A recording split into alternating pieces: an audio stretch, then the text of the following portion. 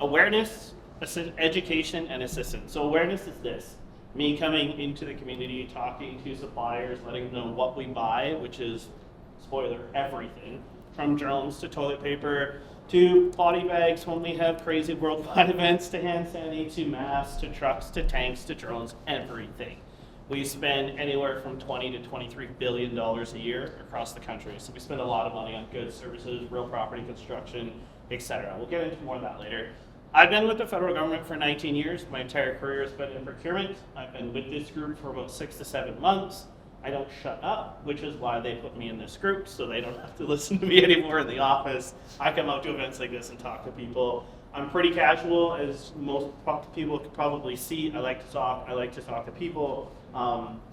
So procurement background, been there for 19 years, started as a student right across the street down here at McEwen, and then never left. So through intermediate junior buyer into a senior buyer, led a team of procurement professionals, spent a lot of time in business advisory services is what we call it, so procurement policy, etc., all while being in Edmonton. And then I worked on some IT infrastructure projects, so workload management and risk management for procurement across the country at the federal level within procurement or public services and Procurement Canada. So every procurement that you see that was put out to tender for public services and Procurement Canada went through a risk assessment that was designed by my group, implemented by my group. Then I came back to the Western region, although I was always here. I say I came back, but I came back and started working as a frontline team leader again, so leading a team of procurement professionals, doing all sorts of goods and services procurement, and then into this group 6 months ago. And so we focus on 3 pieces: awareness, education, and assistance. So awareness is me, like I said here today, talking to you so you know who the hell Dolan is. I got a weird name, Dolan Bogus. There's only one of me in the government, I guarantee it. There's only one, actually, if you Google me at all, there's only one person with my name. So it's actually kind of nice because it's easy for people to remember. So going out, and what we strive to do is talk to underrepresented groups in procurement, right? So women in business, Indigenous business is a huge focus for the government of Canada. So we have a floor of 5% minimum spend of that $20 to $23 billion every year that we're trying to spend with Indigenous businesses as part of economic reconciliation. So after that, the awareness piece, we go to the education piece, which is something like what we'll do today.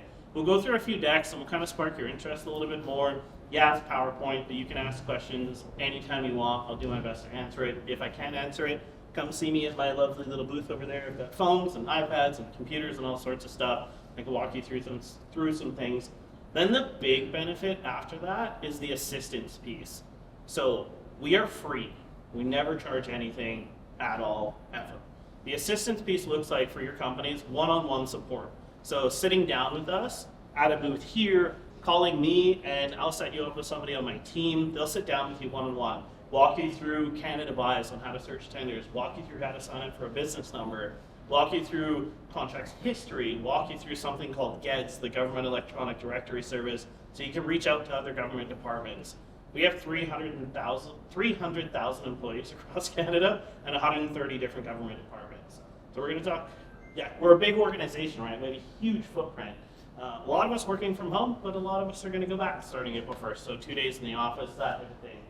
So we've got 2 decks I'll likely go through. This one is going to be more interesting to the crowd today, just with respect to ideas. So this is a national defense program. You don't hear me? Well, yeah, I'm pretty loud.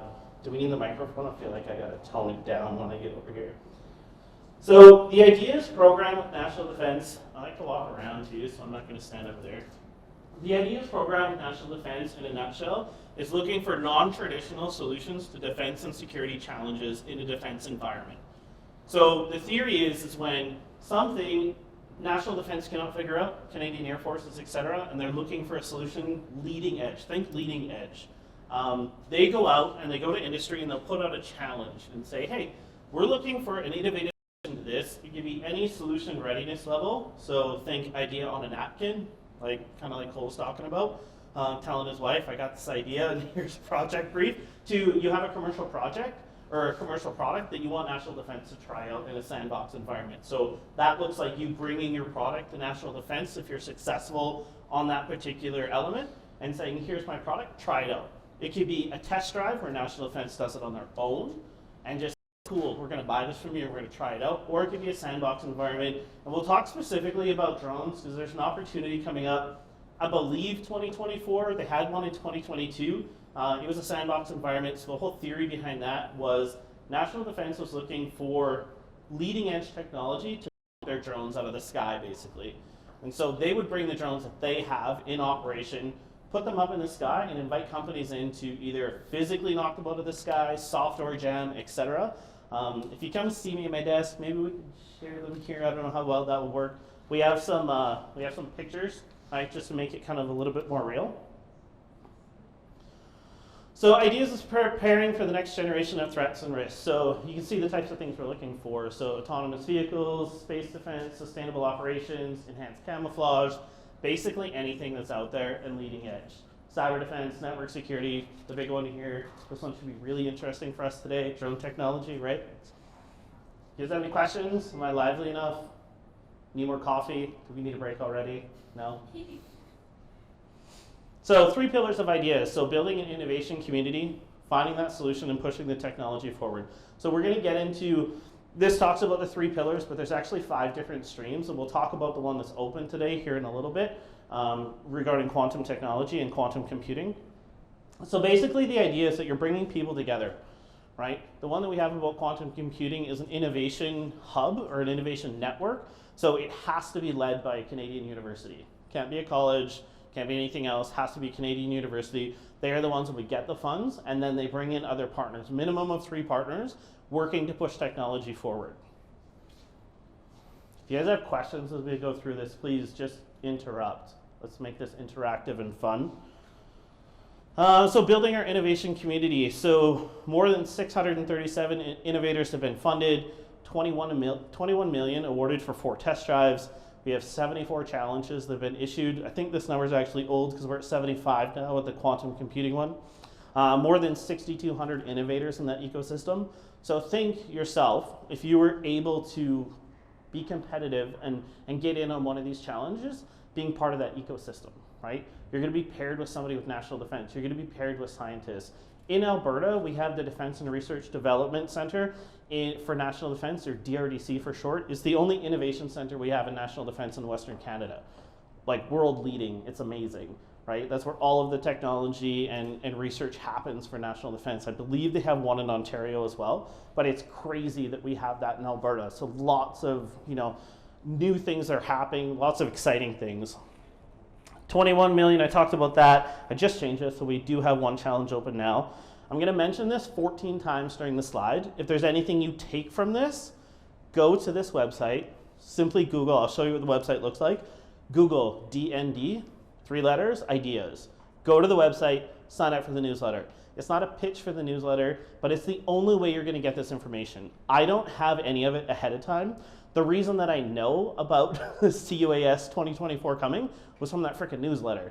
And when I was in Banff, I actually met Cole in Banff here, I think it was in November, and we were talking about some challenges. I actually learned, so the manager of this program was there with me, and she had learned like 3 days before the newsletter came out what actually was coming out. So she doesn't even know. This is the best way to learn about it. Sign up for the newsletter. I'll show you how. If you want assistance in typing your email address, come see me afterwards. I'll sign everybody up. It's the best way to make sure that you don't miss out on something.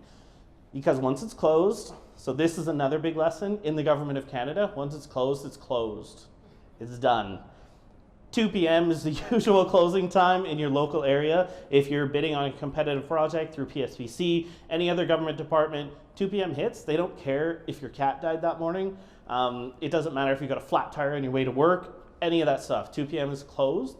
It's predicated on open, honest, and transparent, right? So if you came at 2:05 and submitted a bid and I accepted it and you were there at 1:55, how fair is that, right? It's not fair. So there's 2 lessons you want to learn. 2 p.m. is like the gold standard. If you miss it, you're out. There is one small caveat to that, which is mail.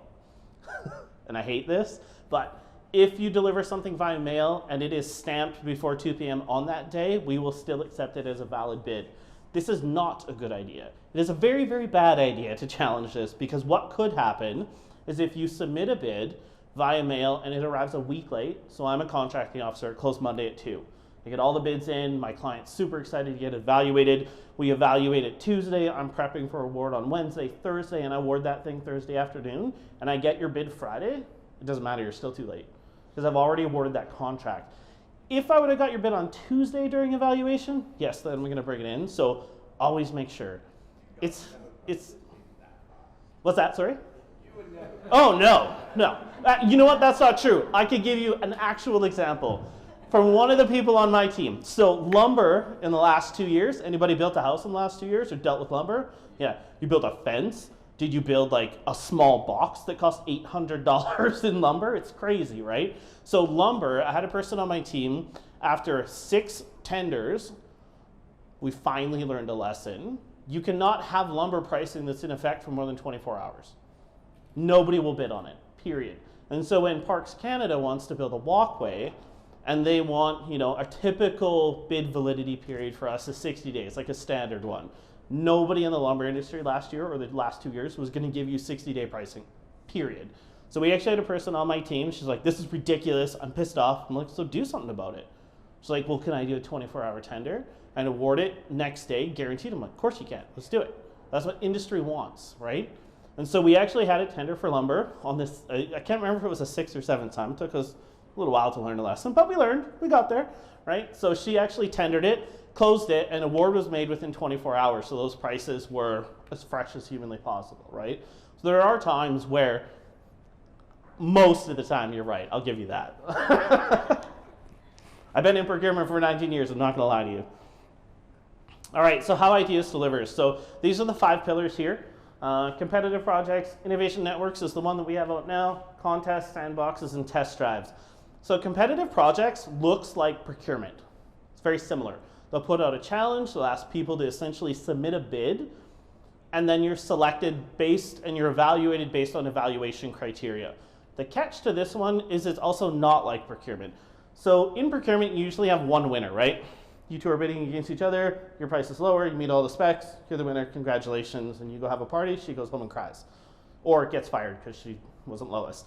So competitive projects is different in that they can fund multiple projects underneath it, right? So they can have 80 submissions, and if they think 10 or 12 of them are really, really cool and they have possibilities, they could fund 10 or 12 of them, right? And they can work with those different companies to further that research. I'm gonna hold on to the really cool tidbit of information till later, so we have a slide on it. Innovation networks, we talked about this a little bit, where a Canadian university has to be the lead in order to build an innovation network. The idea here is that you're working with other partners in industry, private industry, academia to move research forward.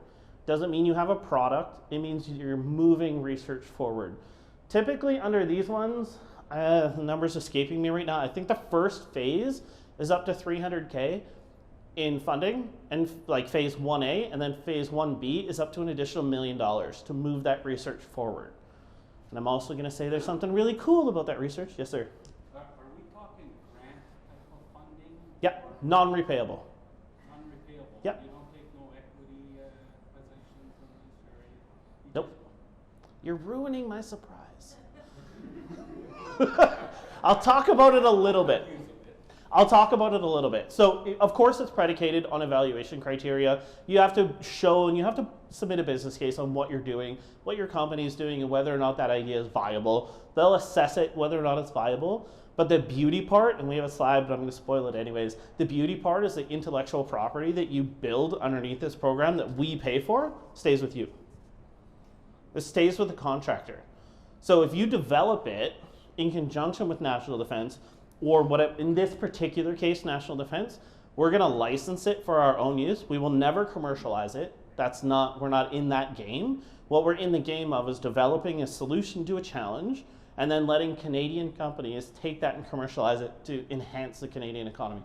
You've had your hand up for way too long. So are there any thought to kind of twist that a little bit to allow private companies to enter this network without university participation? And the reason why I ask that is there is a lot of money Yeah. But it also depends specifically on the university.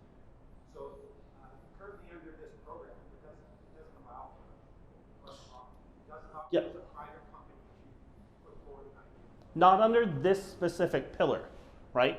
This specific pillar is the only one that dictates that you have to work with a Canadian university. So if it's something along competitive projects or contests, sandboxes, test drives, those are more aimed at like an individual company and qualifying under there. So there's different options, right? Yeah, the issue though is under the test drives and sandboxes, those are ideas that come from we have a problem, we have a solution.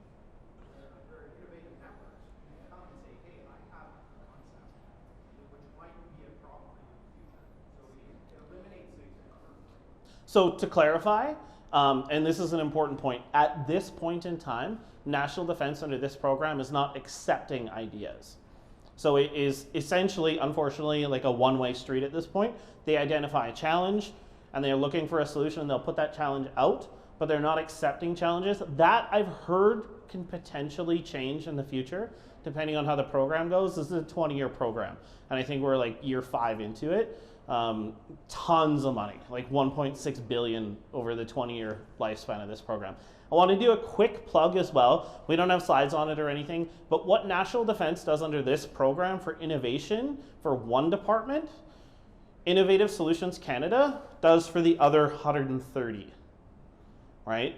National Defense is our biggest client by far. They spend the most money when it comes to contracting, right? So they spend, if you're looking at the typical wheel of who does procurement, National Defense is probably going to be 40-45% of that wheel. And then the other 130 government departments are going to take little tiny slices. But Innovative Solutions Canada does this for other government departments. So another thing to look into. They have departments, they have people just like me, they go to trade shows and they do talks like this, etc. Have any other questions while we're here? No? Come on, somebody's got to have a question. You got one? Of course you do. What's up? Are you guys entertaining somebody suggesting an AI to take over this job of procurement? I wish. I wish. I like an obvious place to ask that chat bot or chat GP or whatever it is. Or bar or dart. I mean, we've got options now. So I don't disagree. I love procurement. Obviously, I've been in it for 19 years, but I don't love it that much that I'll stay in one job for more than 2 years. So I've been in procurement. This is my 9th different position in 19 years. So I generally kind of jump around. There's all sorts of different things to do. The thing about government procurement, federal government procurement, is it's not what people think. And we're going to get into like a myth-busting deck after that if you guys want that. Talks more specifically about federal procurement within PSPC. But there's a lot of, just 1 second. There's kind of like this idea that it is just a tender. You put it out and you meet these 5 things and you move forward. There's lots of social procurement that happens within the government for various reasons, right? We had an accelerated infrastructure program about 6-7 years ago when the Canadian economy was kind of tanking. And so the government saw that as an opportunity to try and put money into the economy in large infrastructure projects at the federal level. So think Jasper National Park, Banff National Park, St. Andrews Lock and Dam, things like that. We have facilities up in the north. We have the Canadian High Arctic Research Station, CHARS in Cambridge Bay. And so there's different facets to federal procurement. Because I often said, like, when I first started being, young and out of school and textbook, right? Everything's just black and white. It's like, why don't we just go to Walmart? They're the cheapest, right? We need pens, pencils, let's go to Walmart. They're the cheapest and everything. Just buy it all from them. That's not the point, though, because then it will eventually push out mom and pop shops all across the country. And that's what Canada's built on. It's not built on one huge conglomerate, although we have lots of large businesses as well. You'll look to see, like when we get into the deck later, 90% of our procurement is with small and medium enterprises. And 90% of it, of that 20 to 23 billion, is under $25,000 purchases, right? So, sorry, we had a question up here first. I want to ask him where was it still? I think one of the first steps in the process is the risk assessment. Yep. Yeah, so every procurement that we do really doesn't apply to this per se, but every procurement that Public Works and Government Services Canada or Public Services Procurement Canada, it's the same thing, just operating name. Every procurement we put out has a risk assessment. So our procurements they're subject to dollar value for trade agreements, but when it comes to signing authority for somebody in the office that can sign for it, it's all based on risk, right? So if I'm buying $15 million worth of pop for Corcan, Correctional Services Canada, to put in their canteen to sell to prisoner or to inmates, that's a pretty low risk buy, right? It's 355 mils is the size of the can. Do I want Coca-Cola? Yes, because people get stabbed if you don't give them brand names. It's crazy. It's true though. Like you can't do like a minimum performance spec for a chocolate bar, because if an O. Henry's not there and somebody was promised an O. Henry, somebody's getting stabbed. So it's kind of a nuance to that. But so the risk on that is like super low. So then we'll take it to, Cole talked about Boeing. And so we have a requirement on my team, my old team now, for pilot training, essentially, on Boeing aircraft. I can't remember the name of the aircraft. It's escaping me off the top of my head. But in the world, it's like this, it's not the C-130, something else. I can't remember right now. So in the world, there's like 1,000 of these aircraft. And the US military has like 994, and we have 6, right? And so we're trying to put in a contract to have those pilots trained on those aircraft. So this is theory, it's book work. You can leave, I won't be, if you gotta go, like, don't, no, okay, if you gotta go to the washroom or whatever.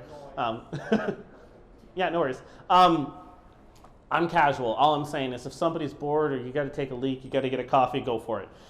So with that pilot training program, there's a lot of risk involved, right? And Boeing sees a lot of risk. You lose an airplane, right? You down that airplane on somebody that they've trained, there's a lot of potential risk. For us, life, obviously, is the biggest risk. You're putting somebody up in an airplane, and if they die, that's the biggest risk that we could see as the government of Canada. So that risk assessment is going to look entirely different. And it may be a $50,000 contract or a $100,000 contract that requires, the highest authority in the land for us is Treasury Board. That's the highest approval authority. And so when the risk is there, that's where that has to go. Also limiting third-party liability, we consider that to be a really large risk. My wife also works for the department. She's in charge of the giant mine remediation project up in Yellowknife. So cleaning up a defunct gold mine from the 1950s. It's the most contaminated site in North America, times 10. So that's $1 billion project. So the risk on that is totally different than buying something else, right? So. Did you procure the F-35? You know what? I would love to. So the challenge with F-35s is a big procurement like that often has political will, right? That's just honesty.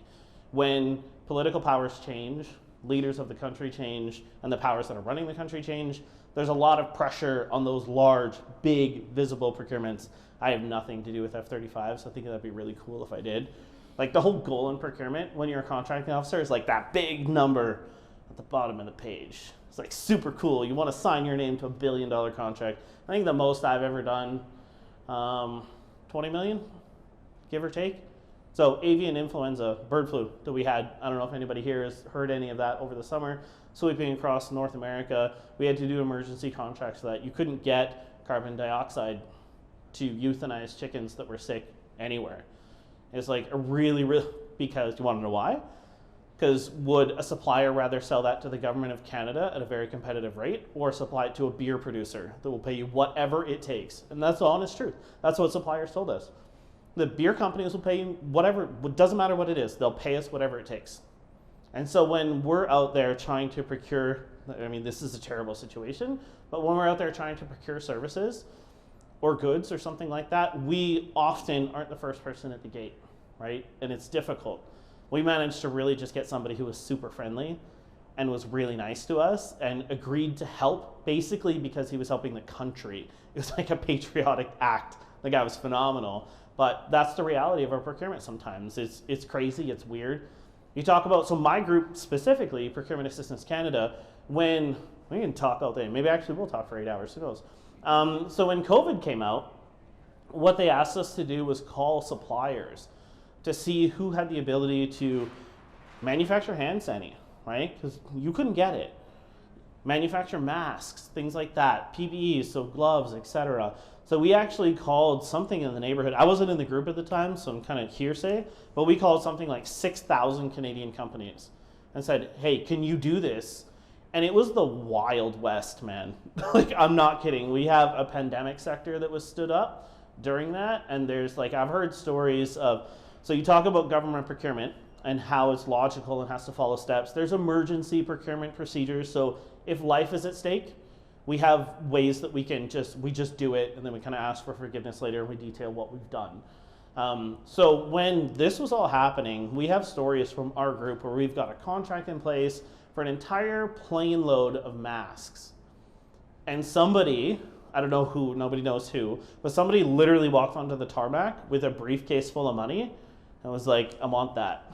There was a government contract in place, agreed to, the plane was about to take off to deliver, and he just said, I think I'll take that. And they said, cool, sounds great, right? So that's the kind of world that we were living in during those different situations. So I know we're like way off on a tangent. Kind of happens with me. Let's get back on the road here. Oops, wrong button. So finding funding and support. So annually, we have $85 million to develop, test, or build your concepts. And then the big thing here is post-idea support. So partnerships with other government funding organizations. Talks still about competitive projects. So I think I missed that part. So we talked about competitive projects being similar to procurement. Then innovation networks, we've talked about a little bit. Contests are something like a hackathon, right? They can bring people in and just give cash prizes. See, can you break into the network, right? So that's kind of the best example. Sandbox is what we talked about with the unmanned aerial system. So bringing in a product that they could test and being kind of like one-on-one. And then test drive is the final one where it's more National Defense thinks their product's really cool and we're going to buy it and we're going to test it. But always think like leading edge technology. It's not something typically that you can just go to Walmart and buy. One of the examples that we had, I was talking about, I don't know where the gentleman is, with the government of Alberta. So I had a client call me from National Defense.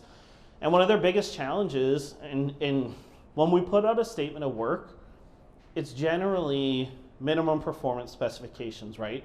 I need a drone, the drone has to do this, right? It's got to fly for this long, it'll have this much range, it's got to carry this payload, whatever. His challenge when I was talking to him was like, that's cool. What I need is the drones that like you can go out and buy with your credit card. That's what I need to test, because we need to be able to test things that are commercially available, right? That anybody, because we live in a pretty scary world sometimes, that anybody can just go and buy and then use for whatever purpose they want, right? And so that's at direct odds of us with a minimum performance spec, because there could be 75 drones that do the same thing, but this is the one that maybe a terrorist uses, and we need to be able to test that one, right? So always different challenges, right? And it's like, I was knocking my brain. I'm like, I don't know how I can, like I see it as a human being, as a person, I can see the benefit to this. I just need to figure out navigating through the government procedures on how I can provide that to you, right? So, questions, comments? Anybody want to dance? You want to dance? Would the drone be an asset or would it be an IP? The software in it would likely be IP, right? The drone itself is an asset. Yeah, I would think it'd be called an asset. We're experiencing some instances where we're working with the community, and it's to get someone to be a drone pilot with a drone. Yeah. And there's language out there, it's a chicken and egg thing. Oh, okay, yeah. Training first and going with the drone first, but I'm not that receptive, and this is procurement. Yeah. And I'm gonna make no bones about this. I'm a procurement guy. I'm not a drone specialist at all. We can maybe ask Cole. We can put him on the spot, and he can talk to that as well. All right. Like I said, I'm a mover, so I like to try and so we talked about this a little bit before. Intellectual property. So you can read the words, but I'll give you the Coles Notes version. Is the IP belongs to the contractor. This is the most exciting part. Generally, in federal government contracts, unless it's something where we need to own it, right? So intellectual property on mapping, things like that, we may say that we need to own that. So if it's for something like a comprehensive land claim agreement, we're mapping out the official boundaries, yes, we're gonna wanna own that. There's specific instances, but generally, kind of like the fallback rules that it rests with the contractor, right? And so the idea is to put the money back in the Canadian economy. Canadian companies commercializing products, taking them out to market, selling them worldwide, right? Like you listen to the connections that Pegasus has, like it's pretty crazy. And I'm like, why am I in this job? Because that one sounds like I can maybe make more money, but All right, so the idea is marketplace. So marketplace showcases competitive projects funded through the competitive project stream. So benefits to the innovators, raises your profile within the ideas funded innovations with national defense and Canadian forces. You make connections with private sector, community, and investor communities. So, think me, think somebody like Cole at an event that you're at, think partners that you meet at the university if you're part of that innovation network. Just kind of gets you into a different stream. You might already be in that stream, but just opening it up. Finding further potential funding with other relevant federal departments and agencies. So you're already, you're getting that connection in. And that's kind of what I like to talk about as PAC, Procurement Assistance Canada. When you talk to us, you're not talking to PAC. I like my kind of nerd language is you're talking to Dolan at PAC, right? You have my phone number, you have my email address, you know where I work. It's not, I kind of think if I was a supplier, try to put myself in a supplier's shoes. If I was trying to sell to the government and I'm standing, this is a really good analogy. I'm standing down here and I'm looking up at all of you and you're all the government. I'm like, I don't know who the hell to talk to, right? I don't know if I talk to you, whoever. We try to be that door in. I'm not going to give you all the answers because I don't have them. And I'm not going to be able to point you in every single specific direction, but we're going to be able to provide you some kind of ground information. What we talk about is publicly available information, right? Stuff that's out there that you could find, but it might take you, the average person, might take you 40 hours to sift through it. And you come sit down with us for an hour, and we're going to give you the Coles Notes version. We're going to say, this is where you need to go, this is what you got to do, this is where you search, this is where you register your business number, this is where you enter your demographics for social procurement, things like that. SAP Ariba is our new buying system, you need to be registered in that. This is why you don't, anybody here know the name of Merck's? Okay, hand up for Merck's and keep it up. What about buy and sell? Has anybody heard of buy and sell? What about Canada Buys? Awesome, so kind of the same audience. So we've graduated through our procurement. So the government electronic tendering service has gone through all three of those names, right? We were Merck's for years and years and years. It's still out there. It is not the official source of information. It is a pay service. Then we went to buyandSell.gc.ca, which was our own hosted site, and now we're on Canada Buys, so kind of like the evolution of it. If you're ever looking for a federal public opportunity, Canada Buys is where you want to go. Also, a spoiler for the next presentation, if we get into it, which is cool as well. There's lots of opportunity on Canada Buys because recent trade agreements have dictated, sorry, go ahead. Recent trade agreements have dictated that all federal, municipal, territorial, city governments have to post their tenders on there, right? So it's no longer just one-stop shop for federal opportunities, it's all levels, right? So I had a meeting with an artist the other day that I met at an Edmonton Chamber event. Sorry, yeah, I'll get to you in 1 second. I met at an Edmonton Chamber event, and so I went out, met with her, and I'm like, I'm just gonna be honest, it's tough to sell art to the government of Canada. It's not like pop, toilet paper, etc., where it's competitive, but there's lots of opportunity. And so we went through, and there was actually an artist, was it an artist consultant for a hospital in Vancouver that they were looking for, right? Yes, sir. Yeah, in my experience, there's a lot of departments that seem to be working in isolation. They have their own processes and everything else. So if you qualify now for one of these procurement processes, would that grandfather you into these other departments that you're actually qualified? You don't have to start all over. You can qualify for the forestry, great common goal with maybe emergency responses or medical or something like that. Can you have that qualifications transfer over, or do you have to re-qualify the whole process for the other department? Do you want the truth, or do you want? Can you repeat the question? Yeah, so he was talking about whether or not if you qualify essentially on a competition or a procurement with one organization within the government, of those roughly 130 government departments, is it going to transfer over? So there's kind of a yes and a no. So with our new procurement system that we're about 1.5 years into, SAP Ariba, our previous procurement system where we actually built the contracts, for all the people in the room, it was developed in Windows 3.1. So yeah, mid 80s. So we're modernizing that. SAP Ariba is going to be the purchasing program for the government of Canada, period. PSPC, or Public Works and Government Services Canada, Public Services and Procurement Canada, same name. We are the largest, so we're a common services organization. So anything outside of a department's delegated authority. So I'll use national defense as an example. $25,000 for goods, $40,000 for services, they will buy on their own. Anything above that, so larger complex procurement, comes to us. So it's eventually your profile will be used across the government. I'm going to be honest, it's probably going to be 10 years, right? So when you're dealing with forestry and you have a contract with them, what you need to look at is who that contract was put in place by. So if it's PSPC, that's that common service organization. So if it's like a couple $1 million, it's likely going to be with PSPC. But also government organizations have the ability to do all of their LDV purchasing, and of that 20 to 23 billion a year, 90% of it is done that way, right? So that's what we talk about for small and medium enterprises, solopreneurs, entrepreneurs.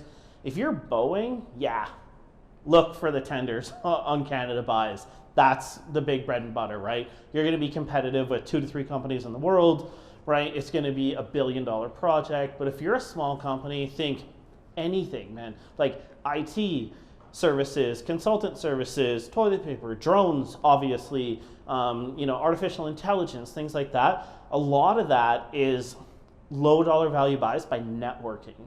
So we can go through GEDS, the Government Electronic Directory Service. We have kind of a fun scenario that we talk about, but basically what that is like a government phone book. It doesn't include everybody. I saw you, he's like, what?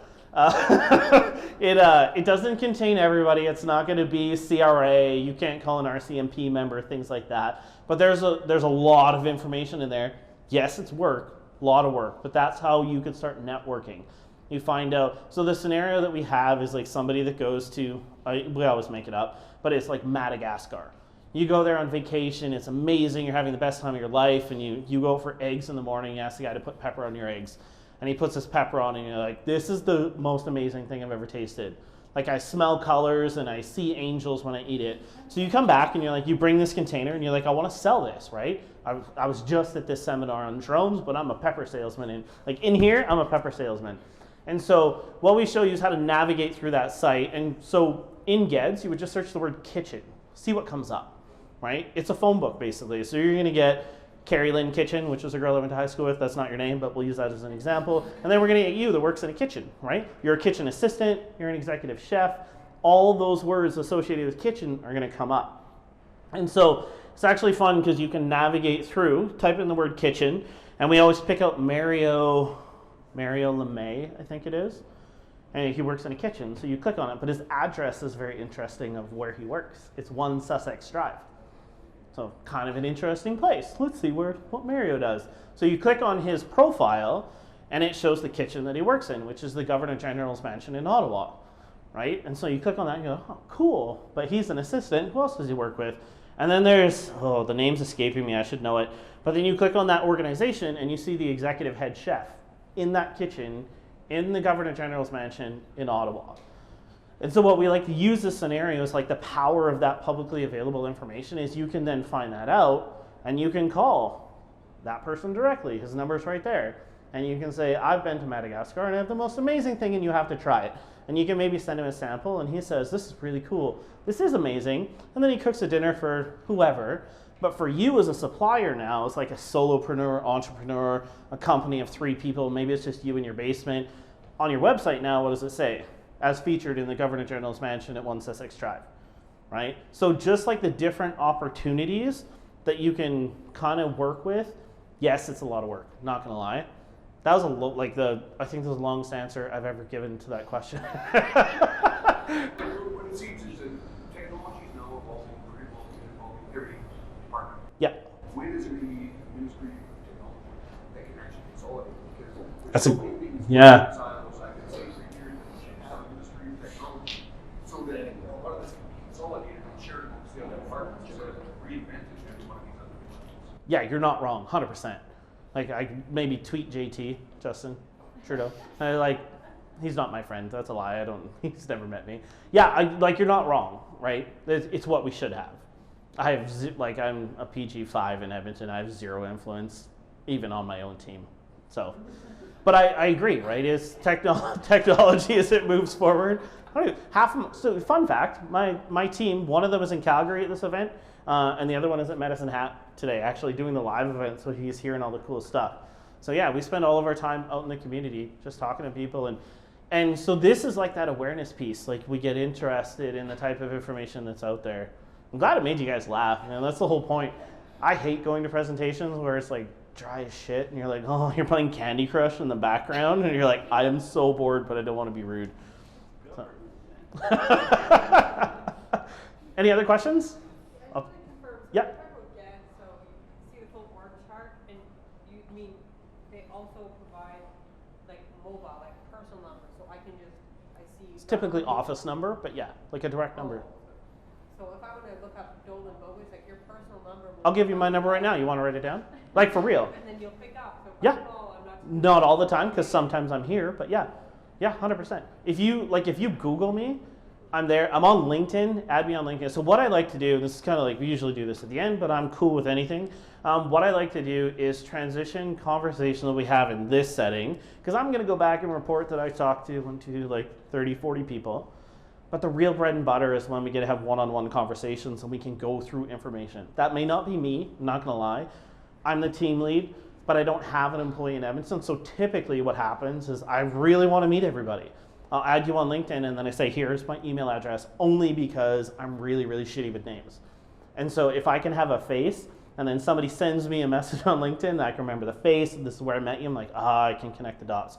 But if you want my phone number, it's 587-921-6274. You Google me, I'm out there, right? And that's what I talk about with PAC. That's what PAC does.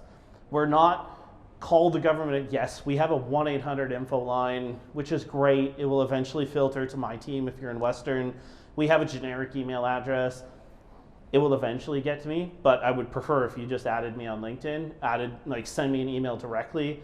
I could give you my email address. It's terrible.